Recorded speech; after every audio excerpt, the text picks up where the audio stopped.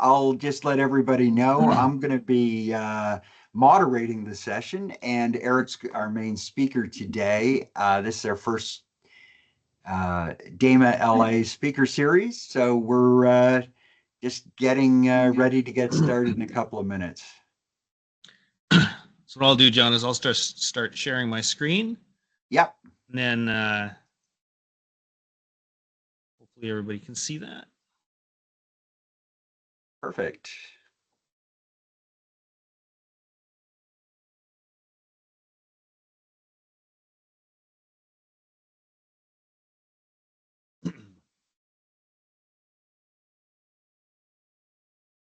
Okay, welcome everybody. We're just waiting a couple of more minutes to make sure we've caught those late arrivers, and then we'll get started talking about enterprise-grade agents with Eric Broda.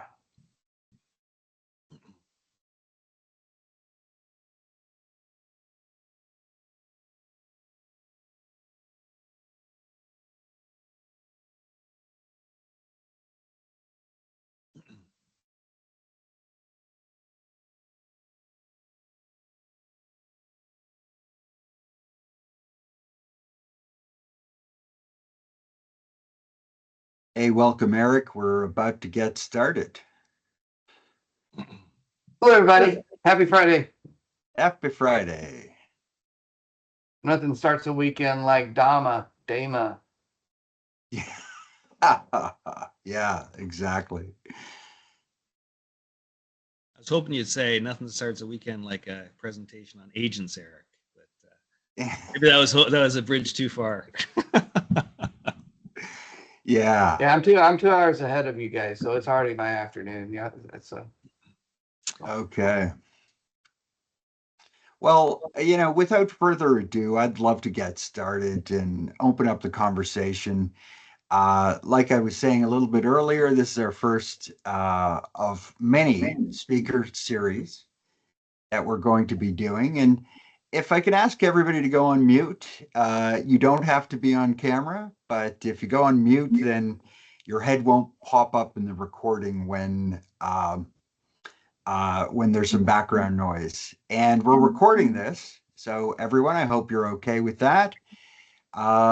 We'll be sharing this recording after the presentation, and the purpose of this was to talk about enterprise-grade agents. And so I'll let Eric introduce himself. He's spoken to our group before, and I'll just hand it over to you, Eric.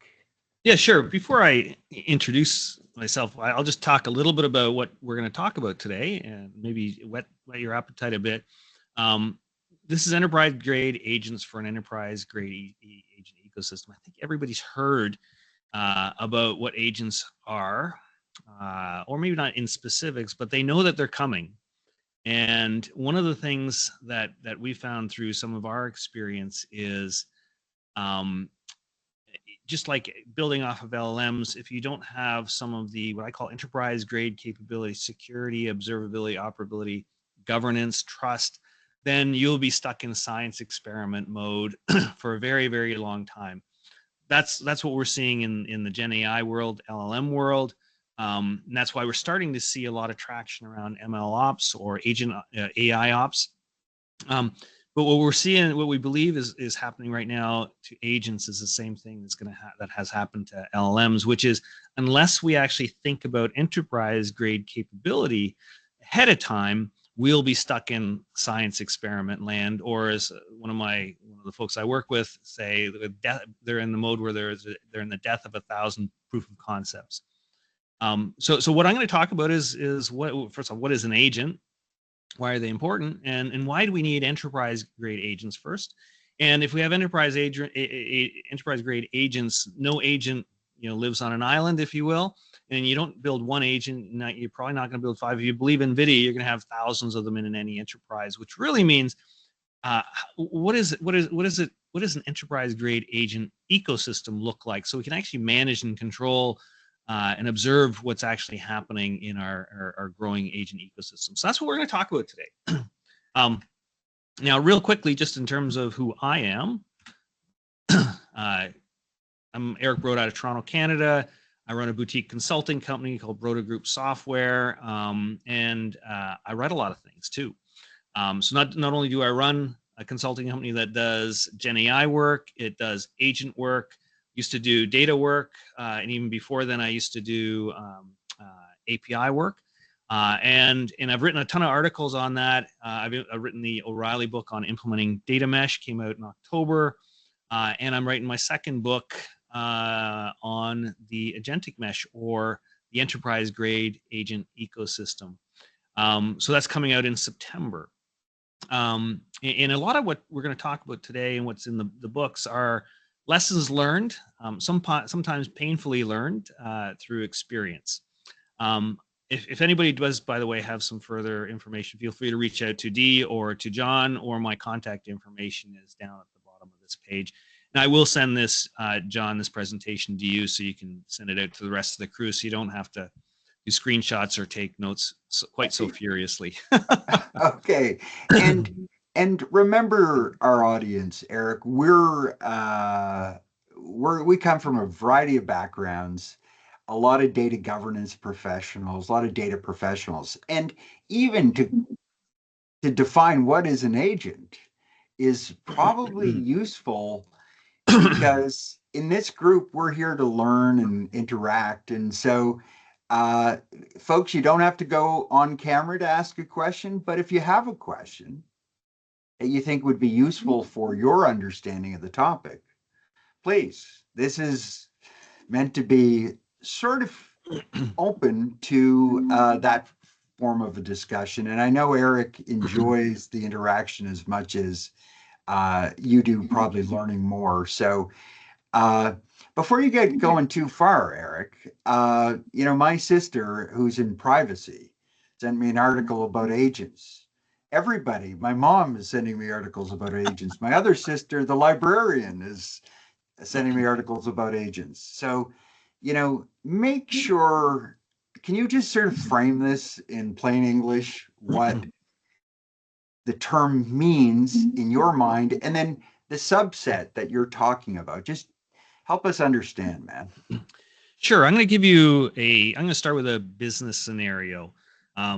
So today, this is a real life scenario. It has no agents involved in it, but I want to show what the business scenario is and how agents may actually fit into that picture.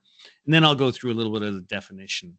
But recently I was, I had to open up a brand new investment account with a particular bank.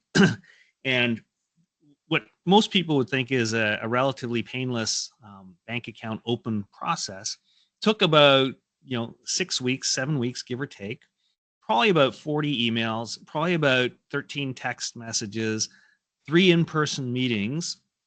And by the way, my investment stuff is not that complicated, so I'm not uber wealthy or anything like that, but it takes a lot of time to go through the process, and there's a ton of errors along the way, despite the fact that the people were wonderful and despite the fact that they were very knowledgeable and probably knew their processes very well.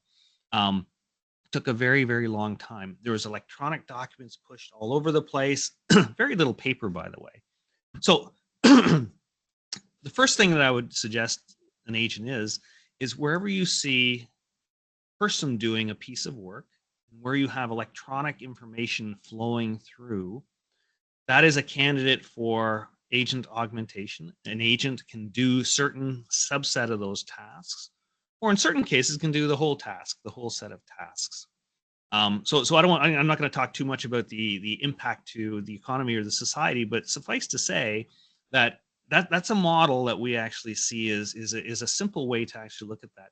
An agent is more or less a subset of what a person could do. It has the wherewithal, it has a brain, first off.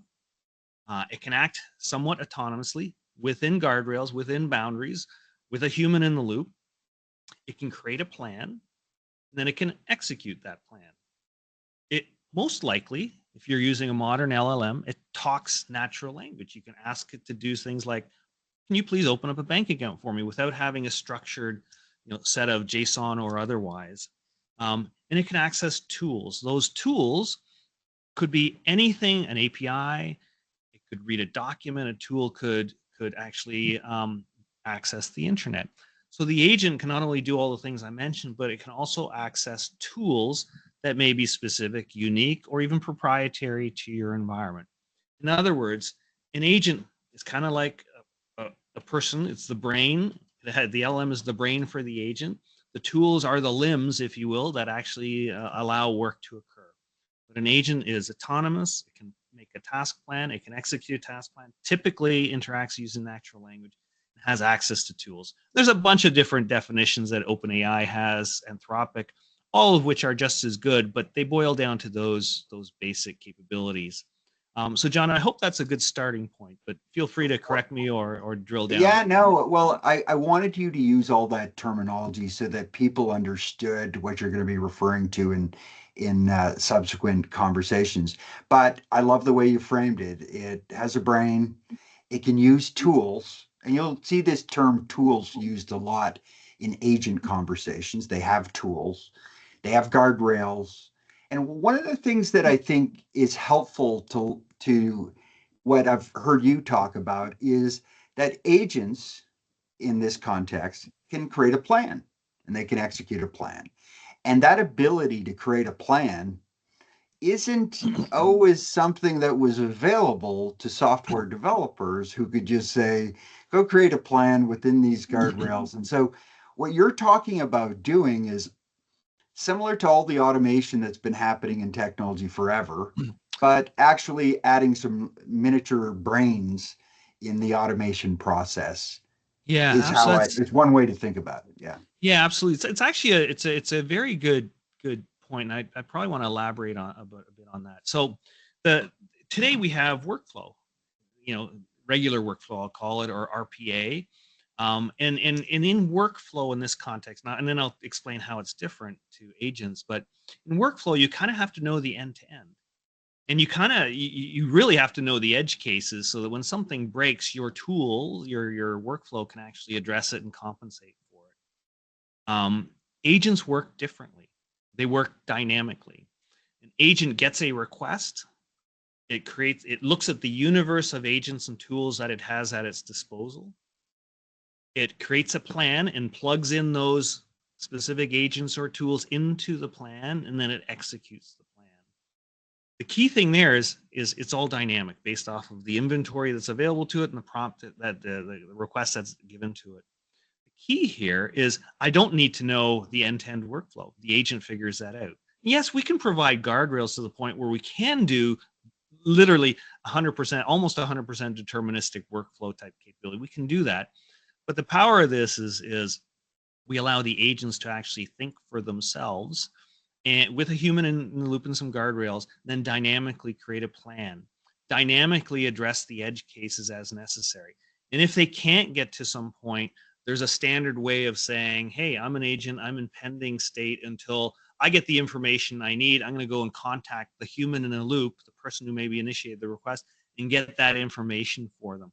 So it's literally the end-to-end dynamic nature allows the agents to be very, very flexible, but they also can recognize when they need more information, and there's a prescribed way to actually go get that information with people. So I want to contrast it from traditional workflow, very predefined. You have to know the end-to-end. You have to have all the edge cases figured out to agents, and the agent conversation flow is very, very different and very dynamic. So I just wanted to elaborate on that because, John, I think that was a key point. Yeah, it's good. And Eric, I noticed that sometimes your mic fades when you get back too far. So stay close to the mic so Will do. we don't drop any words. Anyway, let's keep going. And guys, we want this to be fun and interactive. So if you have questions for our speaker, let's have some fun with them. Okay. So yeah, absolutely.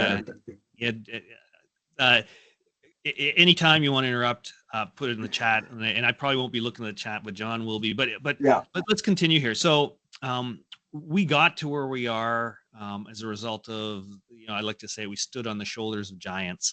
The folks who did early stage, stochastic processing, who did machine learning, In the 80s, I think we started to do deep learning, and then more recently we had GPTs, and we had large language models. And today we're at what I call AI workflow. It's the stuff that, for example, if you were to look at Crew AI, or you look at sophisticated prompting techniques, prompt chaining, for example.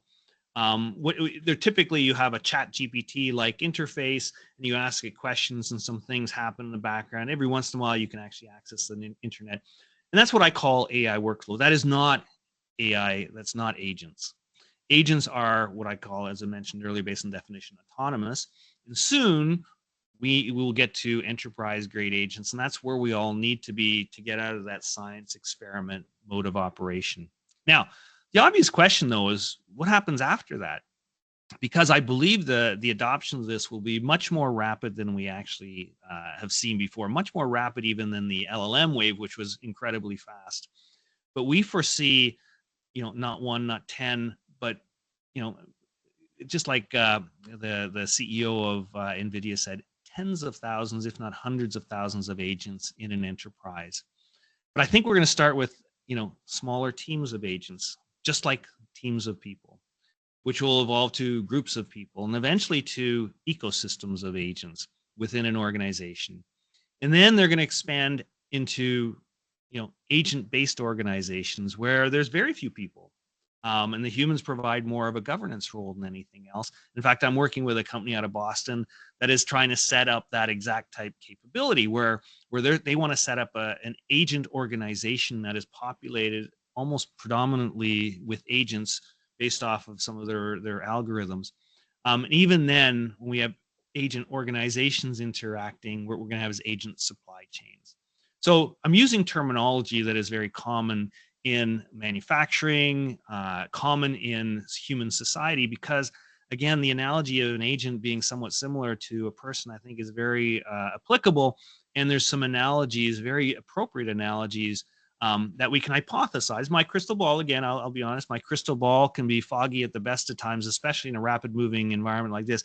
But we can definitely see an evolution of these things coming together.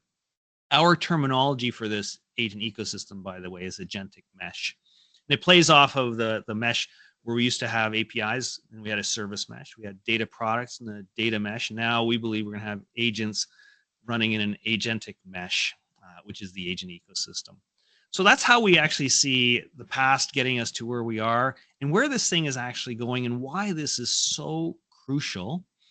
Because we believe, maybe not necessarily in the wildest prognostications of NVIDIA or some of the others, but we strongly believe that the agent future is coming and we need to be prepared for it. And enterprise grade agents and an enterprise grade agent ecosystem is the foundation of that. There's probably a few other definitions that I would provide, and these are kind of the canonical definitions that you would find on the internet. But we talk about agentic mesh, we talk about agents being agentic. Agentic just means that they can make independent decisions, in pursuit of some goal. Okay, and we apply that to AI. We get agentic AI, and that's where we use reasoning LLMs to actually become agentic. And autonomous agents, quite simply, use agentic AI to make task plans and execute those tasks. And like I said, agentic mesh is the ecosystem that brings it all together. Now, when we look at what an enterprise grade agent actually is and what the attributes of an enterprise grade agent ecosystem are, on the left, we have some of the capabilities. This is not an exhaustive list, but these are kind of the most important ones that we see. Every agent should be easily found or discoverable. If a person wants to engage an agent, especially think if you have a ecosystem of hundreds or thousands in an enterprise, how do you actually find the agent that can actually do the thing you want? Well, it should be discoverable, and probably it should be in a marketplace. Once an agent is actually doing its work, from an operability and management perspective, it should be observable. We should be able to look at the metrics under which the agent operates. We should be able to examine the task plans that the agent creates, and then watch the status of those task plans change as the agent actually does its work. Every agent should be operable. What that really means is it should be able to fit into an enterprise an enterprise operations management environment. So it should be able to emit logs and emit alerts using the normal mechanisms that any enterprise operations platform would consume. Every agent needs to be secure. So there's a technical level of security. So that's mutual TLS. For example, every agent uses mutual TLS. So all communications are encrypted, for example. Every agent should have the opportunity to use OAuth 2. And what that gives you is the equivalent of a basic role-based role-based access control mechanism, RBAC type mechanism. We also believe that enterprise-grade agents need to be have a zero trust model. This is actually crucial, and it's lessons learned along the way through chat, discussions with chief risk officers at large banks. But ultimately, what they've said is, unless I know exactly what an agent can or can't do, and I can be absolutely positive that it's not going to access the internet when it's not supposed to, and it's not going to access my customer data unless it's allowed to, unless you can actually concretely demonstrate that, then you're not going to get into production. And those are like almost a quote directly from a chief risk officer at one of Canada's largest banks.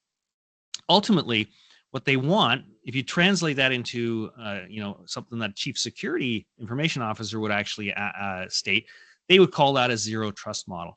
In other words, an agent cannot do anything until you actually empower it with capability, and the person that empowers it is its owner or its creator. And those powers, those capabilities should be declared and they should be monitored and they should be governed. So that's what an enterprise grade agent actually does, and it operates explicitly in a zero trust model so that we know it's going to actually do the things that we actually want it to do. It should be reliable.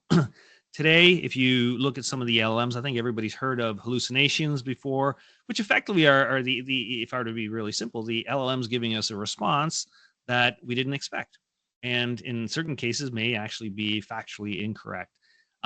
We cannot have those in most industries, and in particular, I work in in a highly regulated industry, financial services. There's no way that you can actually have that an unreliable capability functioning in an enterprise, a highly regulated enterprise. Obviously, this applies to things like healthcare, government, defense, but I would argue that this is a plain and simple smart thing to do, to have reliable agents in every industry. And if you can actually do that, then you should choose a reliable, agent infrastructure than an unreliable one. That's why we think this whole notion of enterprise grade agents embodies reliability. Next, if you think a little bit about LLMs, one of the things that most people have said once they've used them a little bit, first off, they say two things. One is it's magic. I didn't expect it to do it. And then the second thing is when there's an error, it's like, what did it actually do and why did it do it? Effectively, LLMs today are black boxes. If you want to use them in any meaningful way, in any governed way, you cannot have a black box. Now, that doesn't change the fact that LLMs are extremely valuable and that they're non-deterministic by nature. That's just a fact. But the question is, how do I actually open the black box and understand what it did, how it did it, and be able to trace the actions to ensure that it actually followed its purpose, its description, and the things that it said it was actually going to do.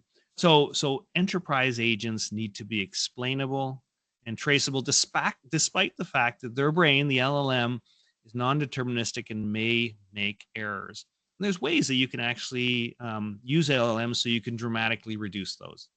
And I mean, if you have some questions about that, happy to go into it, but it's a pretty deep technical discussion. And like I said, we've talked about enterprise-grade agents should be able to use tools in a consistent manner. Now, the interesting thing about this is, as I mentioned, we're not going to have one or two agents. We're going to have an ecosystem of agents. So what are the tools and capabilities of the enterprise-grade agent ecosystem? I've talked about it a little bit, the marketplace. We ought to make it easy for real people to actually find these agents so they can actually be consumed and engaged. There's some technical capability, a registry, that keeps track of all the metadata and the information about agents, which is obviously surfaced in the marketplace. There's an interaction manager that governs all of the transactions, logs them all, makes them explainable, makes them safe, secures them, and allows conversations to span not just, like a typical API call of 200 milliseconds, but allows an interaction or a conversation to span, minutes, hours, days, and in some cases even weeks. So it's the ability to have an interaction management capability such that conversational state can be managed over a longer period of time. Obviously, an enterprise ecosystem should have a monitor that first off captures the metrics and then flags things when they go out of bounds. An enterprise-grade ecosystem should not only have a marketplace that allows consumers to find stuff, but makes it easy for creators to create agents and publish them into the registry and hence into the marketplace. There should be a trust framework, which probably is very appropriate for the folks in this call, which is very closely aligned to governance, agent governance.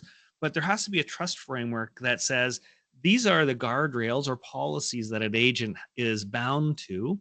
And there's a mechanism to actually certify that it actually adheres to those. So we believe strongly that a trust framework is explicitly embedded and encompasses the policies and principles by which agents need to operate. And there should be a framework that allows it easy for governance folks to actually participate in the agent ecosystem and create those policies.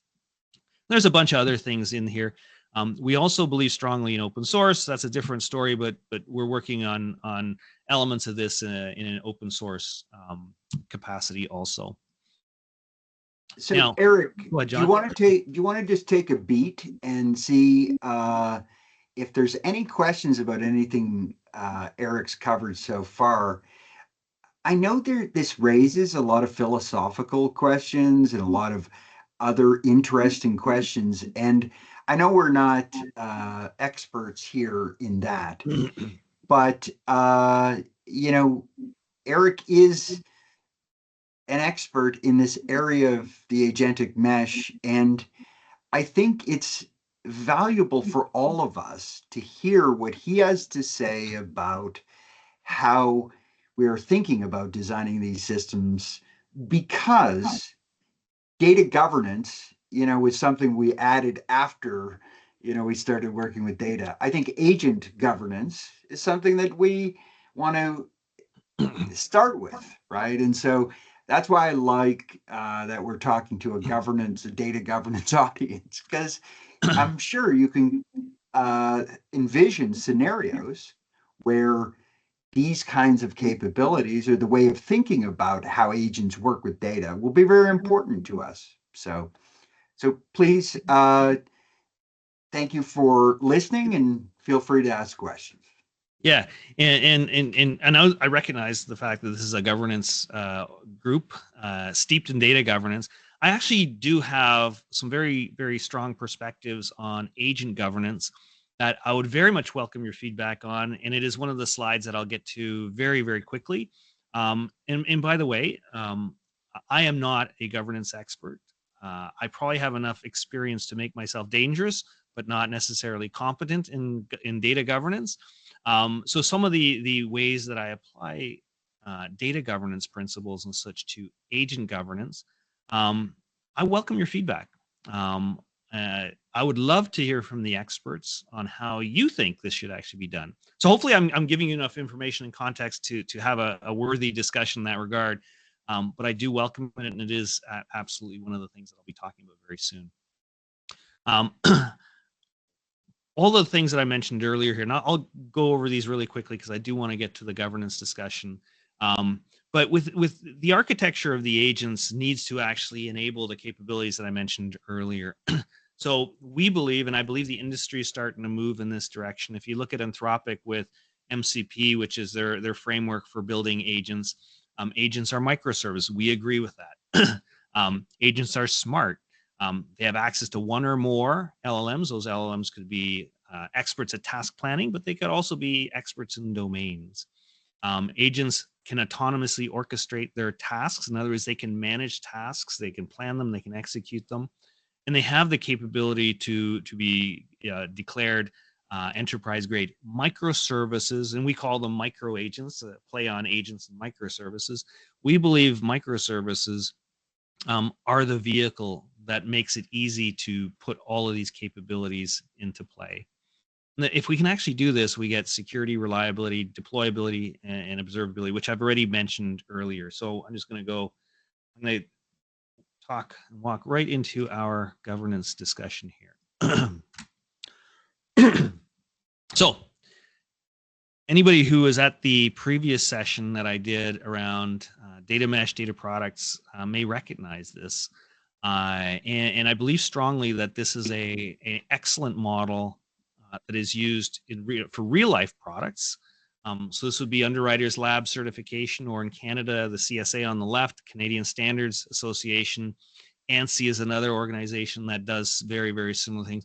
But effectively what they've done is they've turned the words a little bit differently and used different terminology perhaps, but it is a governance approach. And the approach that the words that they used, you can actually see it here for the, if you look at the Underwriters Lab, they actually highlight the word certified. And ANSI uses the certification word over here. So the word that we're starting to use to align to real life product governance is certification. And we think this is a great model for agents. It's just like when you look at your toaster for, in the US, you would pick up your toaster. I presume they have the Underwriters Lab brand, the bottom of the toaster. And effectively, because in Canada, you look at it and you can see the CSA logo both on just about any piece of electrical equipment, including a toaster. But it's quite appropriate when you think about a toaster. If it hasn't got the CSA logo or the Underwriters Lab, then, it may burn your house down. You don't want to have that. Just that the same way, we want to have agents being certified so that we know if you're using them, they're not going to metaphorically burn your organization's house down. They're not going to access the internet in a way that is not expected. They're not going to access or surface customer data that they're not allowed to. So we believe strongly in this notion of certification. The things that get certified are they can be just about anything, but it boils down to, you need to understand, first off, the purpose of the agent. So you understand what it's supposed to do. What is the canonical capabilities it actually has. That may be elaborated on in a description and such. Okay. And then it has an approach that explains how it's going to do its work. And then it has a series of policies that these are the guardrails that define how an agent would go and do its thing. So I may have a policy that says I am GDPR compliant. I may have a policy that says I'm PII compliant. Or in healthcare, maybe I am HIPAA compliant. If I'm in an organization, maybe we say that it has to adhere to these data usage policies.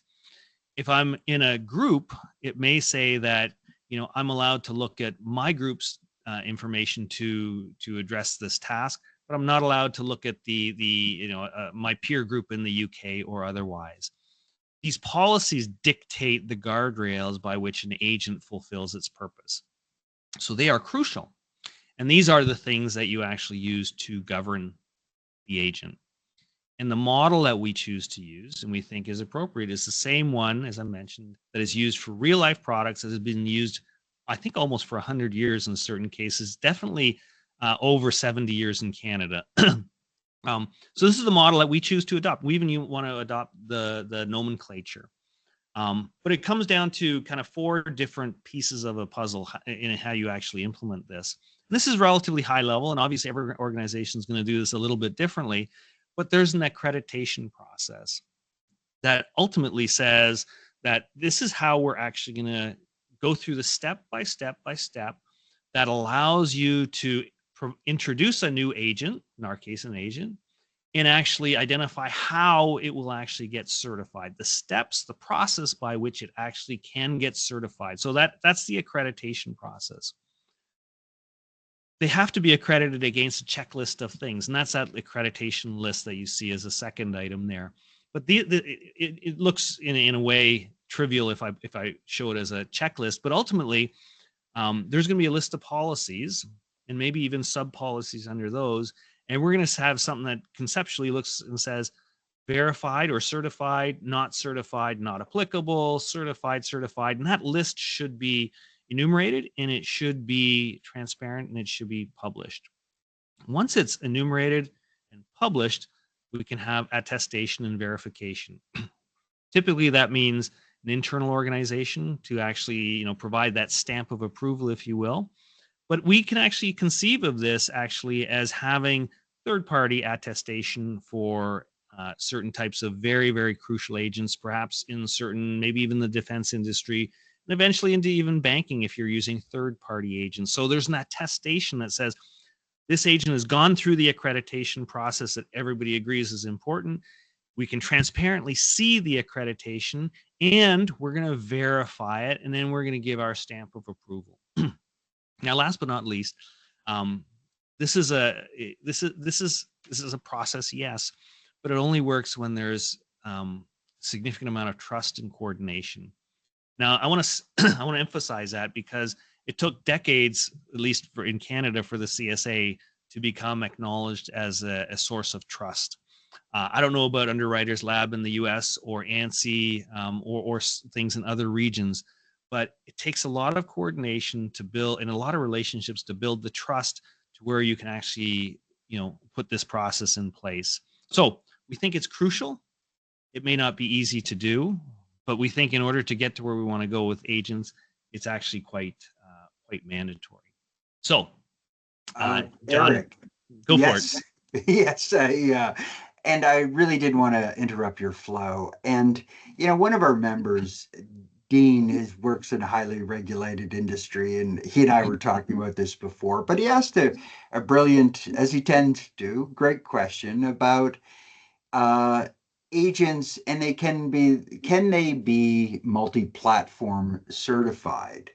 And Dean, you might want to say more about that question. When I hear it, I think of, well, how do we actually ensure that agents in all platforms are following some sort of certification process? And I feel like what you just said at the end of your wrap up was that coordination is the hard part, and how one creates a multi-platform certification. I can't. I think that's what Dean was asking about. Maybe Dean and John, if I could just ask, when you say platform, are you thinking AWS? Are you versus Google, or are you thinking of something different? No, yes. So basically, with the autonomous digital worker, you can have the siloed case where it's within a ServiceNow or a Salesforce or an AWS, but to bring more value out. My background's in RPA, right? So front end, accessing highly structured known business logic. So I'm envisioning the worker to be able to emulate and be like my digital assistant. And I work in multi-platforms. So how do I get my digital assistant agent to be multi-platform certified? Yeah. So I'll give you an answer, and I feel free to challenge me on this.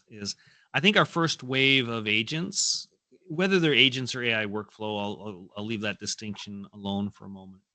I think it is in ServiceNow's interest to have only ServiceNow agents access, support type capability. They'd love it to be just on ServiceNow. I know Agentforce, Salesforce's agent tool, it happens to only work with Salesforce, and they will say that they can probably extend it into other areas using certain tools, but it is expecting Salesforce to be underneath the covers. I believe that is only the first wave. It's kind of like where we have Microsoft's agents only work in Office, but if you're using Google Docs, no. And if you're using Google Docs and some of the Google tools, it only works in those tools. It won't work in, the Gmail agent won't work in Microsoft Outlook. I think that is a problem that will plague the first generation of agents. I see agents as actually more fundamental and aligned to broader business processes. So if I think of when do I actually use customer data? If I were to launch a new product, I would probably be using my core. If I was in financial services, I'd probably be using my core banking system. I'd probably be using my core account system. Depending on the type of product, I may use my credit card system. I'd use my marketing system. And all of those, by the way, are implemented using core banking tools, which may be, a lot of them are custom built, maybe Temenos. Maybe I'm using, I'm in insurance and I'm using Guidewire. But what bottom line here is these just like workflow in the real world spans multiple domains. I think agents sit above those domains. In other words, I think what we're going to see is agents that can talk to ServiceNow APIs, but can also talk to competitive vendors, APIs for service and support type capability. I think they're going to be able to talk to APIs for custom and bespoke core banking capability or to SAP type packages. I think agents are flexible enough that all of those underlying platforms become tools. And the logic and the ability for agents to dynamically navigate the ecosystem and then invoke those tools is independent of Salesforce. It's independent of ServiceNow. It's independent of Microsoft, and it's independent of the cloud vendors too. That's where I see it actually going. That may be a little bit out. And I think, and I applaud the work that Salesforce does and ServiceNow does. They're actually leading the vanguard of making and building awareness for agents. But that's not where it's going to stop. And I think we're going to see a much richer future in agents than we will that in a world where they're very localized and specific to individual platforms. I appreciate your point of view, Eric. Thanks for saying that, because I think that clarifies for a lot of us that we've heard all of our favorite vendors talking about agents, and they're all adding agents, and even Asana, so everybody's adding agents. So how does one think about this plethora of agents in each system versus agents across systems? Yeah. What I like about what you're doing is making this material open source so that it can be examined and shared across multiple vendors. Yeah. Well, let me appreciate that. Let me give you a little bit more. It used to be, if I had a company and it worked in a single region, every employee presumably would speak the same language. But when they actually opened up offices in Asia or Europe, and they talked a different language, what ended up happening is they didn't stop talking. What they found is a common protocol and a common approach and a common set of terminology. So what I actually see is today, ServiceNow is speaking one language, Agentforce or Salesforce is talking another language, Microsoft is talking to another language. Agents that sit on top of this will eventually talk a common language. There will be a common protocol. Anthropic has offered things like MCP as some. I'm sure Google, Microsoft, and others will actually have that out there. My belief, though, is, as John highlighted earlier, is open source is actually the way to provide the richest capability, the most transparent capability, the easiest governed capability, and the ability that actually is amenable to the speed and nature that organizations work in the real world. So teach us, just because not all of us are deep into the code and what an open source project is. Just teach us a little bit about why does an open source project like yours provide all of that transparency, and just teach us a little bit about that. Well, let me use the example of LLMs. Pardon me, I got a little bit of a cold going on here, but a while ago, well, everybody knows, I think it was November 2022, ChatGPT burst onto the scenes, and then OpenAI made their LLMs available. But lo and behold, they're proprietary, and when they made mistakes, OpenAI's answer was, we'll make them better. What happened, though, was as a response to that, Meta, for example, and others provided open source LLMs that weren't quite as competitive. They were pretty darn close, but they're open source, they're transparent. And as people looked at the code, they improved it.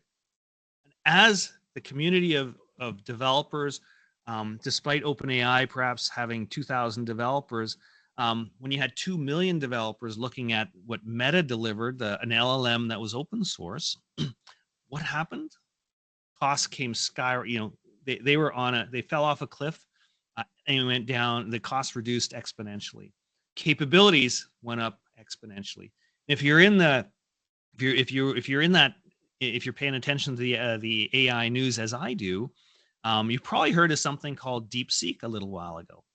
DeepSeek came out of China as a result of work from probably hundreds, if not thousands, of Asia developers, and created a product that was better, arguably better in many cases than almost all the proprietary models.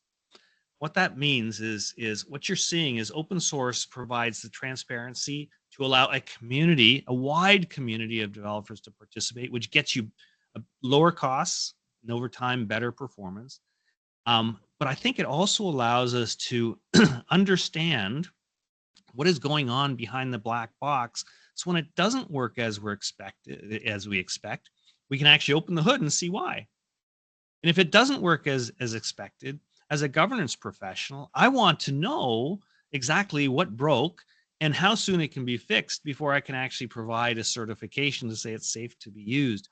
So transparency and visibility provides so many benefits that I'm convinced it is the path forward. There are some, depending on who you would believe. ServiceNow, for example, may say my agents, I don't know, by the way, if they're open source or not, but let's say they're not. ServiceNow may say, our agents are the best and they're so totally optimized for ServiceNow.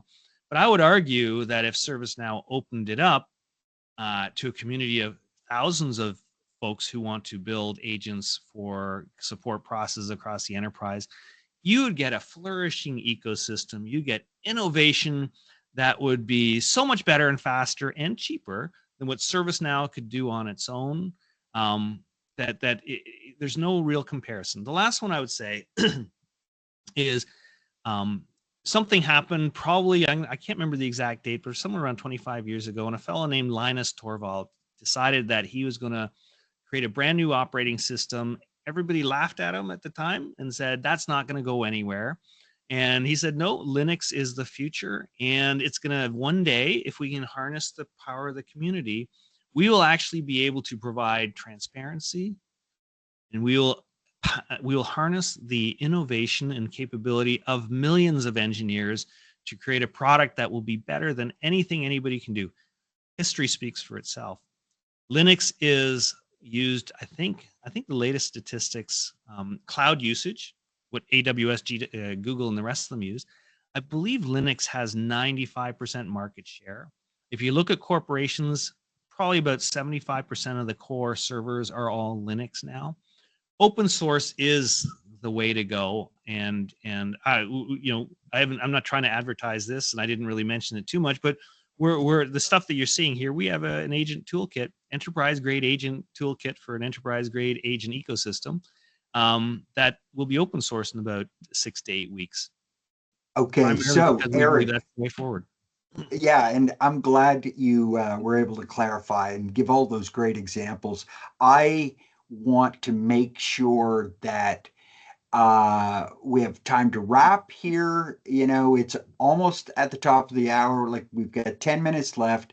I'd rather just make sure that we break a little early or give you a couple of minutes to wrap up, see if there's any questions, and make sure we don't have to cut off your great talk.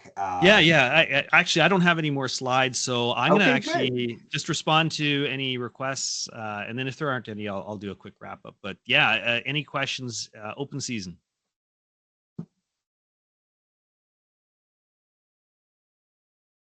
Okay, Zara, do you want to come on and? Yes. Because I'd love to hear your point of view or Thank question. you so much, Eric and John and everyone, for this talk, because I think what you mentioned at the beginning about LLMs being a black box and just not being quite sure about how this works and building the trust to then reliably use them has always been such a question for me personally, even outside of work like this. And so I just want to as someone who might not be as involved with this work, I just want to confirm my understanding. Do you envision a future in which I see a UL certified stamp on an agent and I can trust that it's up to par with everything that I need and that I could sort of use it and run with it and not have to look under the hood and try to make sure that, yeah, Yeah, it's, yeah, Zara, I absolutely do. But okay, that's very cool. when is it going to happen? Probably not. It's definitely not going to happen in the next month or two, maybe not even year. I think in order to allow the certification by an organization like Underwriters Lab, when they come into play is when certain standards have actually been adopted. So you can actually there's a measure, if you will, that you can actually determine if something passed or didn't. So I see the evolution occurring along the lines of, first off, we're going to have a bunch of proprietary standards which culminate in some common standards, and once that happens, that's when I see organizations like UL and the Canadian CSA, ANSI even get involved. ANSI is actually a good example. Is once certain computing standards started to evolve and become acknowledged, codified, or formalized, or even de facto standards, that's when ANSI got involved and offered their certification. So I think there's a two-step process, Zara, for that to actually occur, but I do think it's going to occur. That's very cool. Thank you so much for sharing. Yeah, and it's a great question. It reminds me how important that certification and governance is part of the whole journey. So the reason I wanted you to talk to this group, Eric, is because I think you're doing some great stuff. I know that data governance professionals understand how important it is to trust data, and trusting data is just a piece of the whole trusting what agents do with that data. So I just want to thank you for that. Are there any more questions for Eric before he just wraps up? Well, Eric, why don't you just finish us off with your final thoughts? Sure. So, as John mentioned, well, first off, I'm going to say thank you for giving me this opportunity to present to this group. I appreciate that. Some great questions and great dialogue. As John mentioned, we're pretty keen on accelerating the agentic journey, if you will. We've got a toolkit. We're writing books, and we're going to open source the toolkit. The book is coming out on O'Reilly, and there's numerous articles on Medium that more or less explain what we're doing in our open source toolkit. So here's what I would say is, while we're early in this journey, we are looking for early adopters who want to experiment with agents, want to experiment with enterprise grade agents, and see what they can do with those in a relatively low risk, open fashion. And if you're one of those individuals that wants to participate in this, please reach out to John or myself, and we'd love to get connected and help you on that journey. Beyond that, John, I don't have anything to add. Just thank you once again for hosting me on this. Well, no, and it's the DAMA LA community that has allowed me to add you to the program. And so it's all the folks here that wanted this to happen. So appreciate it. Everyone, please have a lovely weekend, and beware of the agents. I guess we've got to got to all get invested in controlling those agents. Anyway, have fun. Take care. Thank you very much. Take care, guys. Thanks, everyone.